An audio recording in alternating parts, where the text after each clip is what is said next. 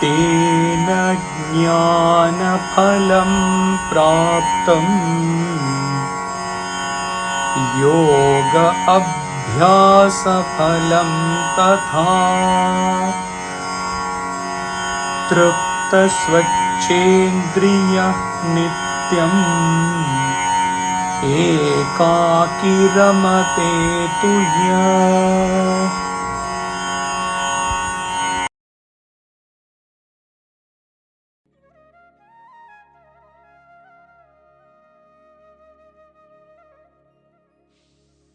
He has gained the fruit of knowledge as well as the fruit of practice of yoga, who contented and purified his senses, ever revels in his aloneness indeed.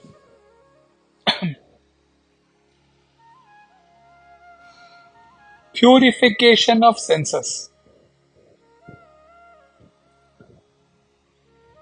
If we go deep into the root cause of our senses getting impure,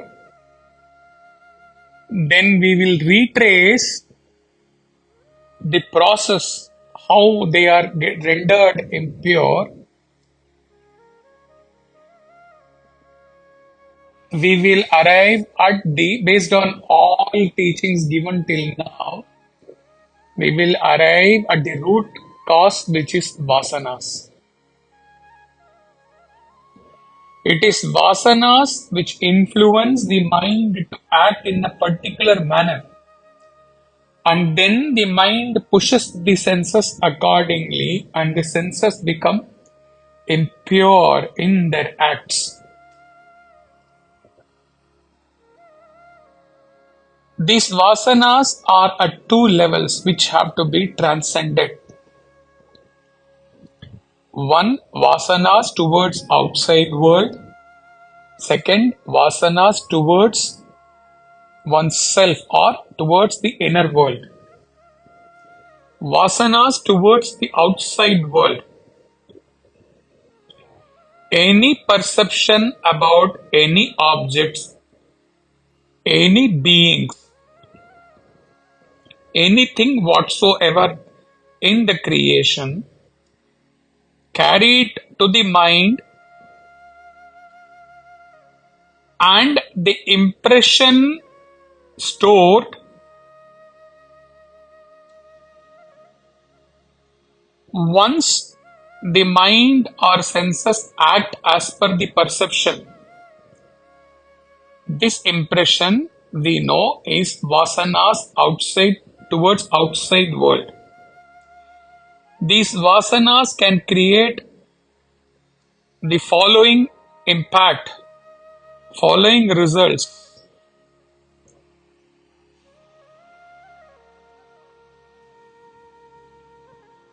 Raga, attachment towards the beings or objects referred. It could be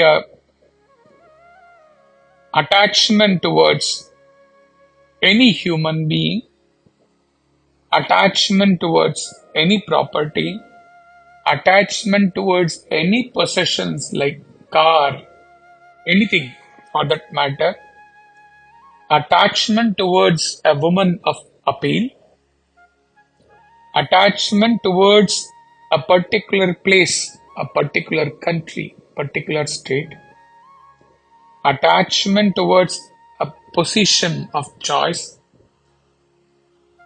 etc.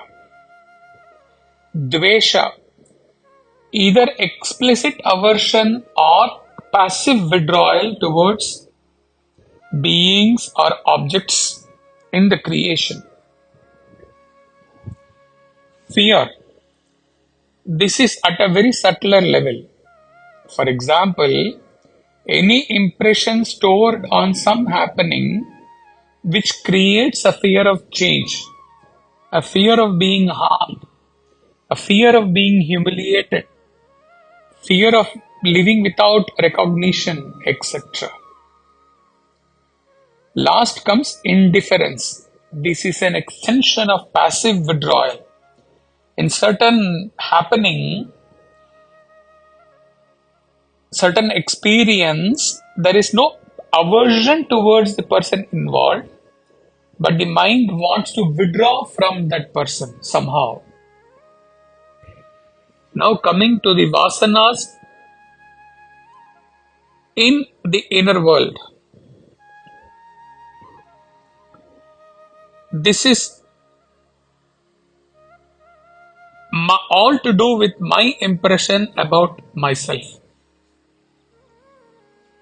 Most of the times it may not come to the surface level, but it is there. My impression about myself, that is my likes and dislikes at mental level. My body, my appearance at physical level. My achievements, my expertise, my knowledge, my capacity at intellectual level. My health, again, at physical level. My nature, my preferences. If you think for a while, all these things at the subtlest level refers to my, or I am this body. And then there are these physical vasanas, biological physical urge for sex, which renders one impure. All these above explained vasanas, all control of senses should have been taken care at samadama uparati stage in the sadhana chatushtaya, and only after overcoming all these urges, mumukshatva can arise and be on fire. Even after this, if any of these urges of any of these vasanas come from within, one has to go back to the sadhana chatushtaya and focus on the viveka vairagya shat sampat.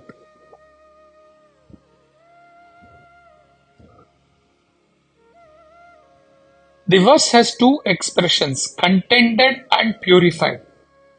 Contentment in terms of senses comes from the Shat Sampat. Purification in absolute sense comes from years of intense nididhyasana. Ashtavakra says, once you have become pure, transcending the vasanas of outside world, vasanas of the inner world, and have transcended the physical urge, then only the purpose of jnana, knowledge, yoga, practicing the knowledge, is achieved. Otherwise, not.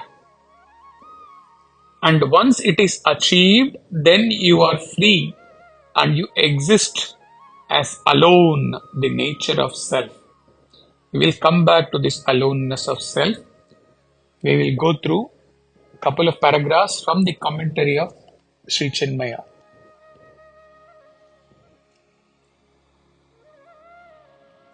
Describing the approach to this gateway of the state of perfection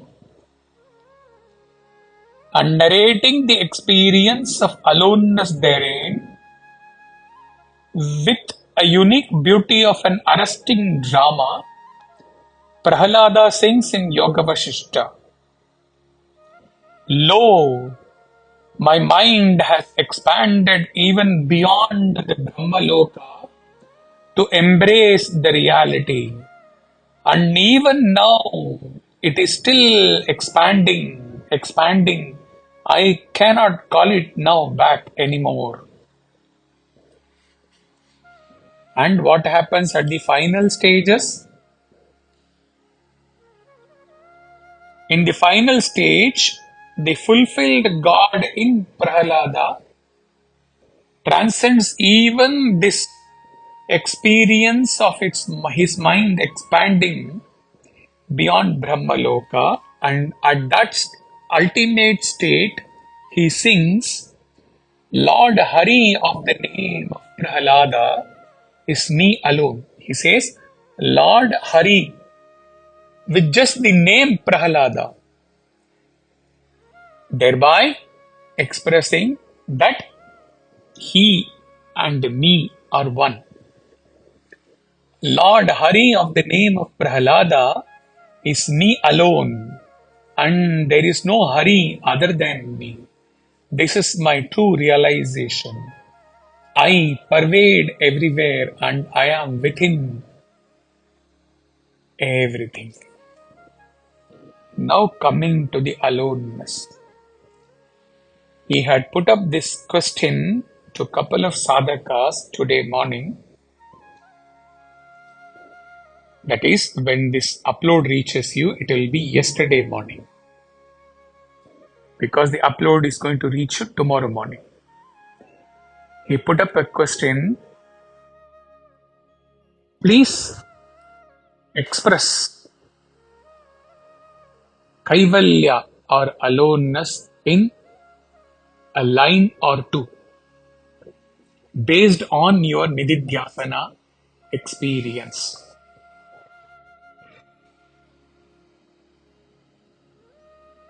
If aloneness, apart from aloneness of self, if kaivalya sthiti has to be expressed in fewer words,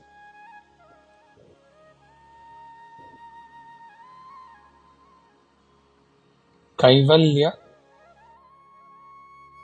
is pure awareness. When one exists as pure awareness, then it is just pure awareness that exists.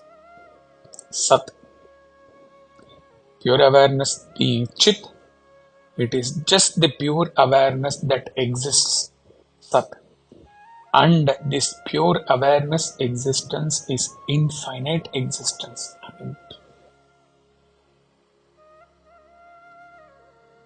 Aloneness is not relative with reference to the world, but aloneness only is.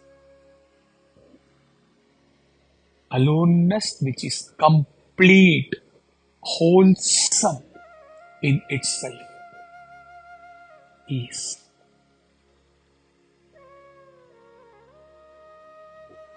This kaivalya, that is pure awareness without the bodham of that pure awareness, existing as pure awareness, has to be experienced at least in the nididhyasana to experience the joy of such an existence. That existence. Hari Om Tat Sat.